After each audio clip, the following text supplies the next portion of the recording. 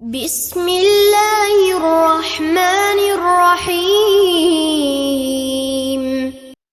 حضرت ابو ہریرہ رضی اللہ عنہ سے روایت ہے کہ رسول اللہ صلی اللہ علیہ وسلم نے فرمایا کہ جمعہ کے دن میں ایک گھڑی ایسی ہوتی ہے کہ اگر کسی مسلمان بندے کو حسن اتفاق سے اس گھڑی میں خیر اور بلائی کی کوئی چیز اللہ تعالیٰ سے مانگنے کی توفیق مل جائے تو اللہ اس کو عطا ہی فرما دیتے ہیں۔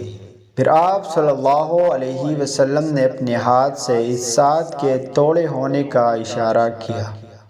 حضرت ابو بردہ بن ابو موسیٰ اشعری رضی اللہ عنہ سے روایت ہے کہ مجھ سے عبداللہ بن عمر رضی اللہ عنہ نے کہا، تم نے اپنے والد سے جمعہ کی گھڑی کی شان میں رسول پاک صلی اللہ علیہ وسلم کا ارشاد سنا؟ میں نے کہا ہاں۔